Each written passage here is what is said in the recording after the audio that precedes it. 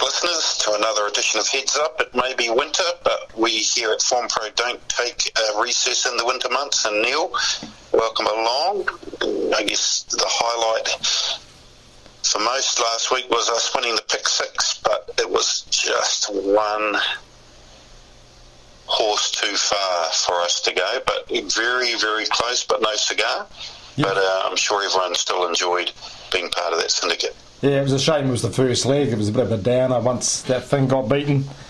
And it was disappointing. I was annoyed, but that's racing. Even the trainer, Wayne Hiller, said after the race, he told the owners we shouldn't be starting this horse and it's got no chance. And it sits 3 wide in the open, has the toughest run and still wins. But anyway, we all know those are pick sixes. That happens. And we've got a little bit of left over for the Jules pick six tomorrow. So you never always live in hope. So we'll have a crack at that tomorrow.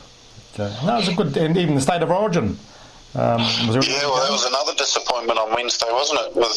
We worked out that New South Wales were going to win, but we didn't figure out that they'd win by quite that much. Yeah, pretty impressive display, and I think maybe the tide might be turning just a fraction, and the dominance of the Cane Toads might be coming to an end as they've maintained their same players for many years, but as we all know, Father Time catches up with even the best of sports people, so you expect to see wholesale changes in that second game, I would have thought. Yeah, too right. And the Blue supporters over the last, 7 or 8 years have taken a pounding. The councillors have done really well in the Sydney area, so that time the worm is turned, and looking forward to the next game. But you never know. I think Queensland, they're a good team, and you just never know with a few changes, do you?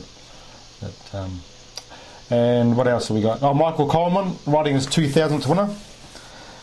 Did really the well. King. Very well respected and popular man in the jockeys room. Yeah. Nice to see him get that up. And we didn't really have too much of a nervous wait. 2 wins on the Saturday, and then first ride on Wednesday. Bang, done. Yeah. Good to see him get that milestone and get it on his home track too. Would have meant a hell of a lot to him. I know a couple of punters who got the 16s too on the Michael Coleman to ride his 2000th winner on the Wednesday at Matter on Saturday. So it was pretty good odds. He rode a couple of winners on Saturday and finished it off with that August edition. So it was pretty good odds. What else? Oh, the Lions last week covered that. That was the easy watch on the My Sky on the Monday morning there, and even with a red card they still demolished the Kings. I think we saw it with the Cheetahs demolishing the Sunwolves, these lesser teams as they get to the back end of the season and injuries and a bit of fatigue set in, and there isn't the depth, and they certainly both those teams took a pounding. So it's always something I look out for as they both punched above their weight in the middle of the season, but come the end of the season I think you'll see a few more lopsided scores where those two teams are involved, the Kings and the Sunwolves. Yeah, and I'm looking forward to comments about the Lions tour coming up too, starting tomorrow. And also last week, even though they only won by half a nose, Order again was a good winner for us, and you'd think he was home 100 metres out, but he got the bobbin right on the line, keep the quaddie alive, and a few good punts alive too. So that was finished off a pretty good weekend.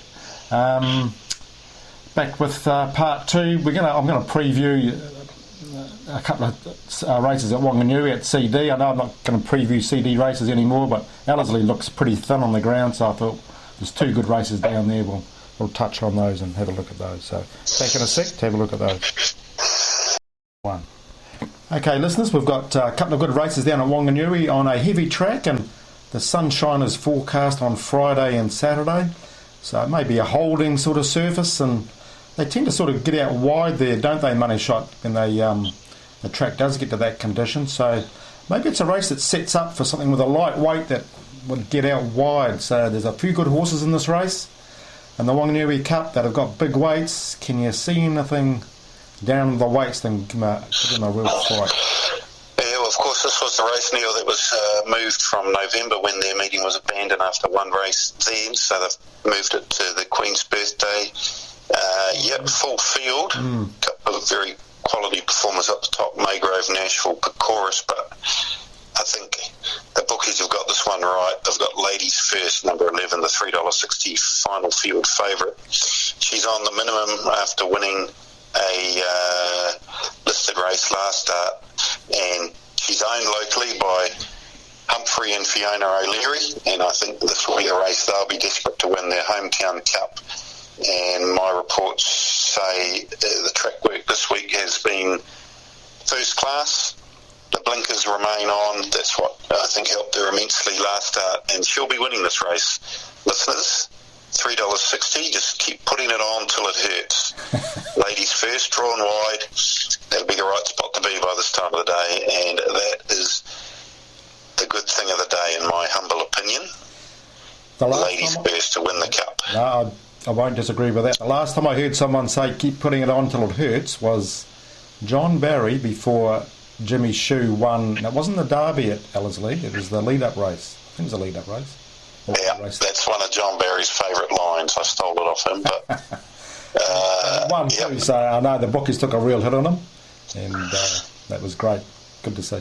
No, I think, and that track, I think she's drawn out wide. Lisa will press on. She knows exactly where to go on that track.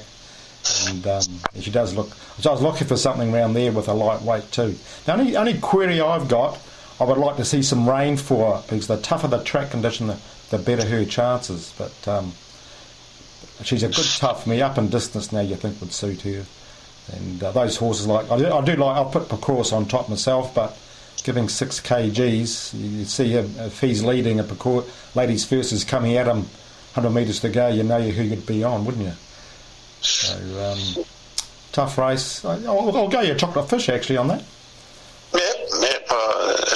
If you want to give a chocolate fish away, I'll be the happy recipient. Yeah, I'll give you a chance, fighting chance. Pecoris cost you one earlier in the season, so he might as well cost you another one tomorrow. Yeah, the rotten stinker. Okay. What about the Egg Challenge Stakes? So this is obviously the Wait for Age feature of the Wanganui season, and I wouldn't say it's a vintage field, but pretty even sort of field under the moonlight. Yeah. The favourite, question mark for me. I think it's had its chances the last few starts, hasn't been able to salute. Yeah. So no value there for mine at 320. Tell you the horse that probably gets in the best overall at the weight for age conditions is Taurus. That's what I was thinking too. Yeah, no, he's further now, 3 runs in, goes well here, doesn't he? And drawn the inside.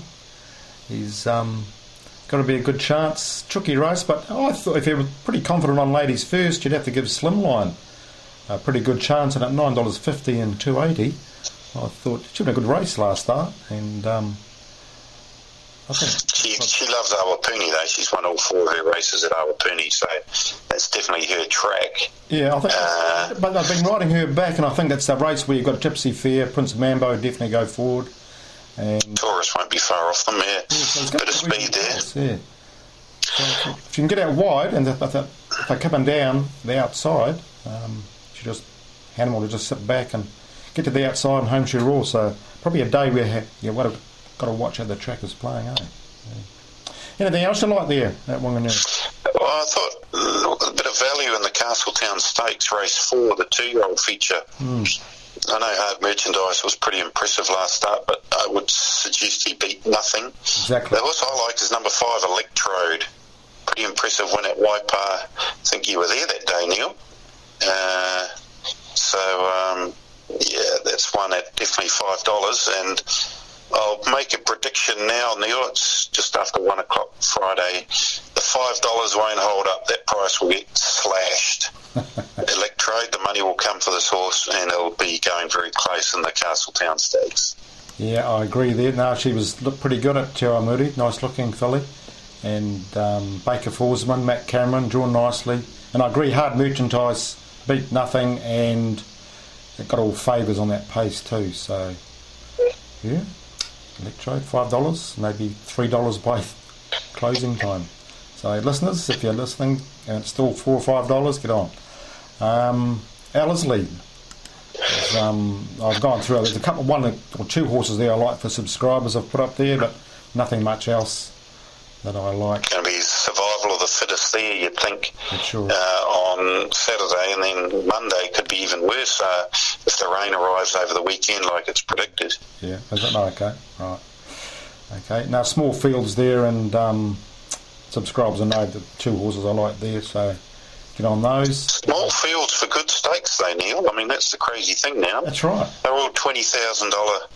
There's 20,000 minimum stakes there on Saturday at Ellerslie, and I mean, you got a 5-horse field going around for 40,000. You got a 7-horse field in the first going around for 25,000. So when you compare that to Matamata, where it was chock-a-block midweek, if you're prepared to take on a slightly better class of horse in the winter, you can be running around for pretty good stakes without a hell of a lot of competition, numbers-wise at least, anyway. Yeah.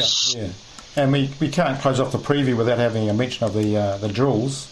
9 Group 1 races and top quality horses, top drivers, big money is up, and aggressive driving. So there's a few hotties there in the pick 6, but we know all the hotties some hotties can get beaten.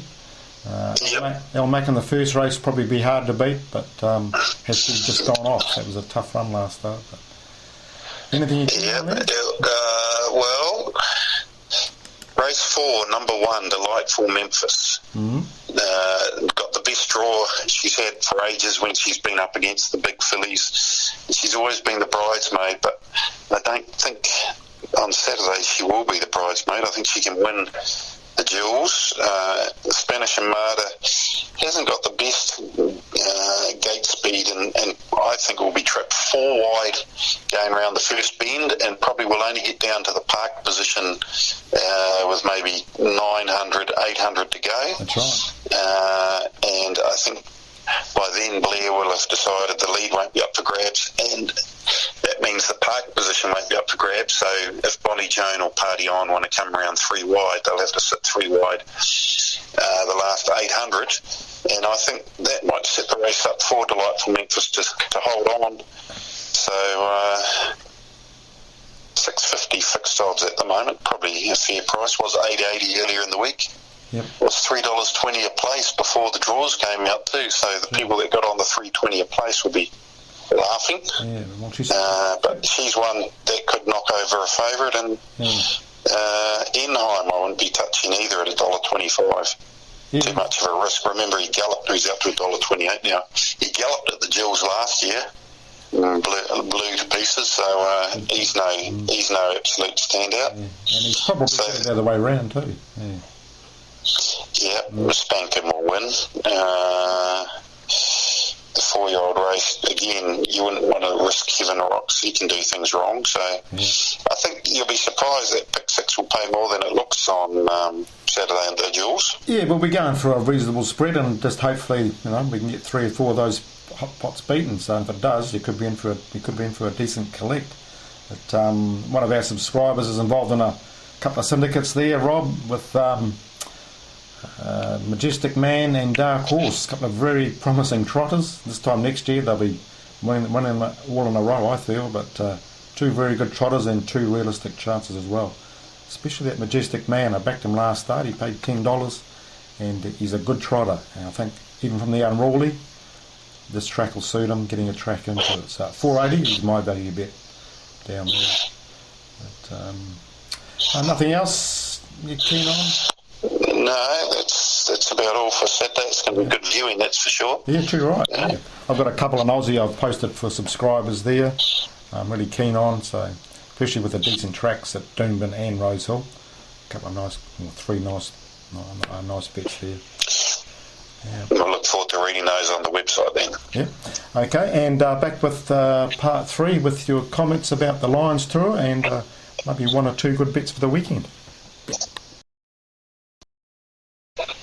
Okay, Money Shot, last week you got the Lions up for us, nice and comfortably, that was good. Finished off some nice multis for some people. And tomorrow night we've got the Lions' first game against the Provincial Barbarians. You've probably done your homework on this game. What are your thoughts? Well, hard to really get a line. I guess everyone's saying the Lions' first game combinations will be rusty, but you'd have to say exactly the same thing for the provincial Barbarians. They're an eclectic mix of players from all around the countryside, so I think that negates that out. To me, I think the line opened here at about 29.5, and now it's going out to 35.5 for the Lions. Okay. They'll definitely win, there's no doubt about that, but I'll be waiting to see what happens with the weather. It's predicted rain the whole day in Whangarei till about 6 or 7 o'clock, but if they're still getting showers at kick-off time, the rain can have a big effect on teams trying to score points, and 35.5 might look quite a big line if there's rain about still. So I'd just wait till they cross over and you get an idea of what the weather's doing, and then maybe climb aboard the Barbarians plus 35.5 if the rain looks like it's set in still. But other than that, I probably wouldn't be getting too excited about the game. But it'll be good to see, and obviously be a great atmosphere and the like. So looking forward to getting along to a few games myself. So good on you. It'll be good. But there is a game prior to the game prior to that we'll put up on the website as the best bet of the weekend. But then afterwards, at 9:45, we've got the Brumbies playing the Rebels, and you remember that we red carded the Haguares after their dismal performance against the Force, so it wasn't hard to pick the Brumbies to beat them last week, which they did quite comfortably, but that scoreline I thought flattered the Brumbies because the Haguares aren't that good a team at all. So the Brumbies have to travel back from Argentina to Canberra. The Rebels just head up the road from Melbourne up to Canberra, and the Rebels put up a pretty gallant performance against the Crusaders last week, and I like the look of their team a bit more this week with Volavola at first five, Sturzak back at halfback, so I'm picking the Rebels to stay within 15.5 points of the Brumbies on Saturday night. I think it'll be a lot closer. These Aussie derby games generally are a lot closer than that. So we'll go with the Rebels to stay within 15 of the Brumbies, who I think have been overbet based on their win against the Haguares last week. But you and I could probably beat the Haguares, Neil. Yeah, well, maybe with a couple of help from Rangy and maybe a couple of... Rangy, we had Rangy at first five for us, and your brother in the front row. Yep, have them covered easily. No trouble. So, option 2203, number 2, plus 15.5, the Rebels, 87. Okay, and nothing else. What other sport? We've got the golf on over the weekend, some good players playing over in the States. Yeah, well, I guess we should touch on the golf because Monday being a holiday, we don't have to rush off to work to watch the final round. Jordan Spieth, just a couple of shots off the lead, 375. Yeah, he's coming right. He's probably my early pick for the US Open. He certainly looked like he was back in form last week, narrowly missing out winning that tournament and looking good for this week. And I think the US Open could be his up for grabs, and he's currently $10 for that. If he wins this weekend, you'll see that price shorten. But it'll be good viewing. But short the back of the golfer at 375, but who knows? What about that Japanese golfer, Neil? Hideki Matsuyama came back from being 2 over earlier today to shoot 2 under. Yeah, no, he's going well. We know he's capable of, when he's on form, so he's the sort of guy that could come through, especially if he has a good second round and is amongst it with Spieth. He's a guy who's got the class and shots, hasn't he, to beat Spieth. Probably the best ball striker in the game. It's just his putting that lets him down, but if he can just sink a few of those birdie putts that he invariably gets a look at and throughout his round, he'll be right up there. So he might be a smoky at $15. Hideki Matsuyama. We're talking the Memorial Tournament here, of course. Looking forward to that. Okay, back with part 4 with our brickbats and bouquets and a few other little things, plus the multi-bet question for $20 odd on Saturday. Part 4 now, listeners, and Neil, we've got our brickbat and bouquet 5Ks, we've got our multi-comp, and a few other bits and pieces. I think you've got a brickbat. Standing starts at the trots, not your cup of tea. No, I've heard them talking on radio before about how standing start races, actually, the turnover's quite good on them.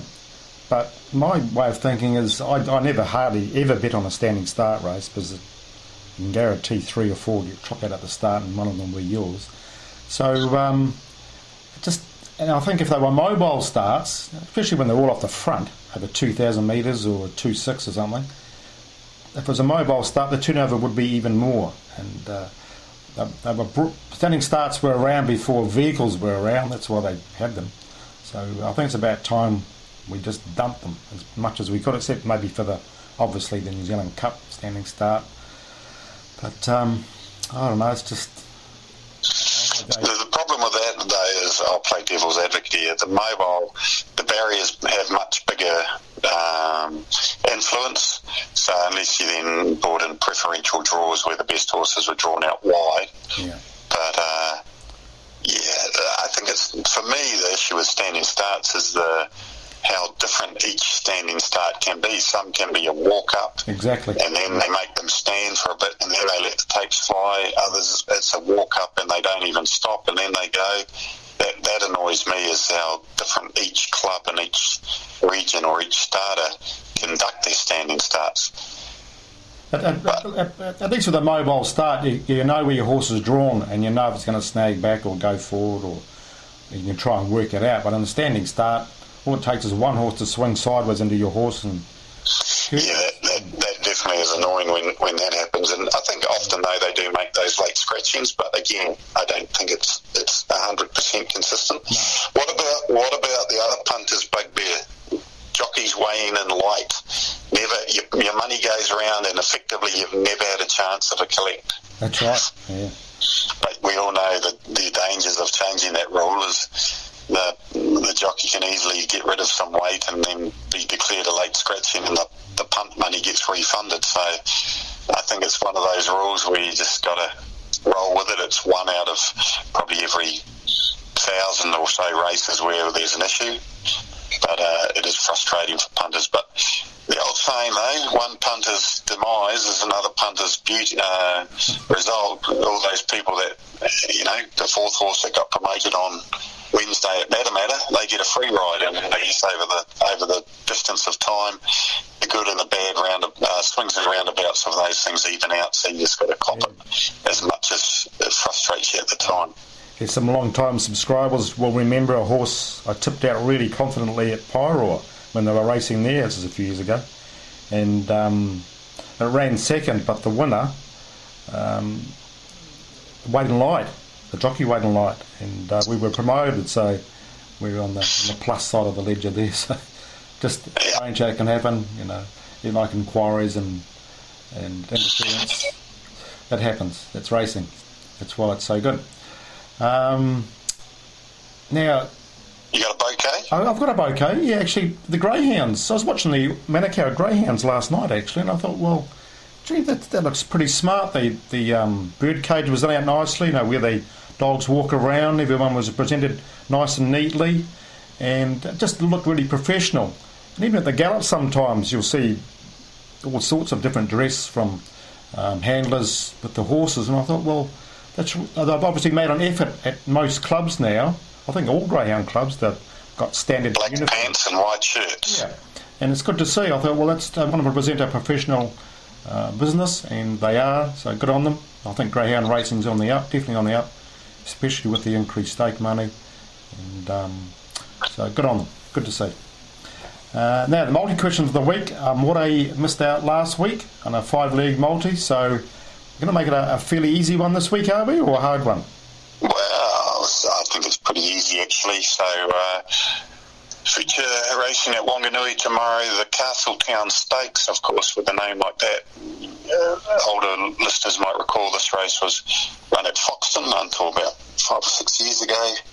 So, we want to know the winner of the Castletown Stakes back in the late 80s, I won't give away the year exactly, actually it was the early 90s, correction, and the horse that won the Castletown Stakes would be very widely regarded as the best horse to be trained at Wanganui in the last 50 years. By far. And who was that horse that won the Castletown Stakes, trained at Wanganui, went on to be a very, very good horse. One of my favourites of all time, actually, Neil. Was he? It was a great horse, wasn't he? And so we just need the name of the horse, and you can be in the draw to win the $20 multi this week. And all you got to do is text or email Neil on 027 352 6402 or Formpro at formpro.co.nz. And next week we'll discuss that horse too, because he's one of my favourites, and he was going round, and some great memories with his races. This morning I was watching in the background, had Channel 51 on, I think, or 52, and they had the darts on, and New Zealand were playing Belgium, and darts, World Darts. The World Cup of Darts, yeah. It was an interesting watch. Yeah. We had Cody Harris and Rob Zabo representing New Zealand, and the commentators were talking about how they flew all the way over for effectively a best-of-9 leg game of darts. Well, that was the first round, and unfortunately it was the only round that New Zealand competed in because we capitulated. But yeah, well, it would be fair to say Rob Zabo was well off form, and that certainly affected our chances. We started off pretty well, but no, we got rolled there. But you wouldn't believe it. Gary Anderson and Peter Wright, the world number 2 and 3, playing for Scotland against Singapore. Hardly a world power in darts. Not cheating. Got beat 5 legs to 2. The $6 shots, rolled, bowled, and resold out of the competition in round 1. Unbelievable. So it's the beauty of darts. So that'll be on for the next couple of mornings. So always a bit of interest here. You would think now there's only 2 teams that could win, the Netherlands and England, and I'd say the Netherlands with Lewis and with Van Gerwen and Van Barneveld at the helm, they should be winning that $1.57. Obviously, I don't know how well Anderson and Wright get on together as individuals, and if you put 2 guys together who aren't the best of mates into a team, they might not gel. But you know, Barney and MVG get on pretty well, so there won't be a problem there with the Netherlands, so we think they should be winning that. Yeah. On the topic of darts, in our country, in New Zealand, do the top darts players make an income from playing the game? They make an income. Yeah. I don't know if it's I'd say Cody Harris, he's gone professional. He plays over in Australia and whatnot, but I don't think there'd be many others. From memory, Zabo is a freezing worker down in Invercargill. Yep. So a lot of them still have outside income streams. But yeah, darts, certainly it's a sport that a lot of other sports can learn from, because they've created an entertainment package, and it's all geared around the audience. There's no quiet please signs, and there's no it's all the audience are there to party, and they let them party, and look at how it's growing in popularity. Yeah. But like these sevens used to be in Wellington, you know, they have a good time, go there for a good time, and in this it's sort of packaged up inside, adults only, I presume, 18. It'll be interesting to see how it goes in Hamilton. Yeah, I see they're cordoning off the areas to families, you know, teenagers, etc., which will be interesting to see how it works, hopefully. So, yeah, the new calendars come out. So normally that weekend the Waikato Racing Club would run their Waikato Guineas meeting, the first day of their 2-day meeting in February, but I've moved that to the Tuesday of Waitangi Day. So on that Saturday, Taranaki are running their cup meeting, so they brought that for 2 weeks to avoid clashing with the Avondale Cup and Guineas meeting at Ellerslie, but could work quite well because you've got the Thorndon Mile at 1,600 metres at Trenton, the Taranaki Cup at 1,800, and then they can go on to a 2,000 metre race at Waikato or Avondale. So, that's probably the most significant change in the dates for next season. Waikato racing on Waitangi Day and Taranaki taking up that Saturday. I think it's the 3rd of February from memory. Oh, yeah. Oh no, it's going to be interesting. All right. Right, I've been watching the yachting on in the morning too. Sort of, I just my sky and whip through it, and fascinating racing. You compare it to back when we held the America's Cup and we were racing, and the races would take, an hour and a half, something like that? What are they all over in about 17 or 18 minutes now? Yeah, and they chop and change often, and the wind shifts are amazing. They go 3 times the wind speed. Just amazing how it... Is there live betting? I know there's obviously betting, but do they leave the betting open and have live betting during the races? No, not that I can see anyway. So, okay. And even the betting was closed before some races in the morning, but which I found a bit. Well, here's a bugbear. That is a real annoyance of mine. The yachting starts. And sometimes you get an early baseball game or a rugby game, and they say close off at 6 o'clock, and they close the betting. Why not make the close off 1 o'clock whenever they close down the betting? Because they turn the switch off at 1 o'clock and they don't open it till after 6. So you think they'd make the close off 1 o'clock, even though the event doesn't start till 6. So you think, I'll be able to get a bet on it first thing in the morning, and are still closed because the guy that's supposed to be coming in and doing the early shift sleeps in or whatnot, and it doesn't open till too late. That's a bugbear of mine. And they wonder why there's leakage. So yeah, well, I understand why they have to shut down for a couple of hours, system constraints, but all their competitors is 24/7. But if you want people to know when the betting closes, make it the right time. Don't say it's advertised as closing at 6 when effectively it closes at 1 or 2 of whenever you turn the lights off the night before. That's right. Yep, no, and nothing else. For the insomniacs out there, Neil. That's right. Yes. It can happen quite easily, can't it? With all the sport and action going on. Anyway, it's a great weekend of sport coming up, especially on to Monday as well, with a couple of good horses racing. And I've got a couple of good horses on a Monday.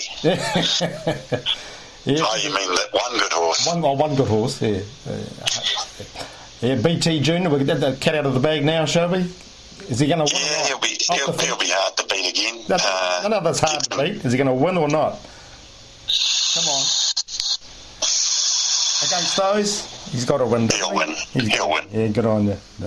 He'll win or run second. He won't run any worse than second, I would think. But yeah, I think he can win again. Well, I'll tell you what, when I was at Te Moody when he won there, and he just won, he blew pretty heavily after the race, so he would definitely improve on that. If he can't beat those, he won't win another race. But I think he's a good horse, and he'll win. Get into him.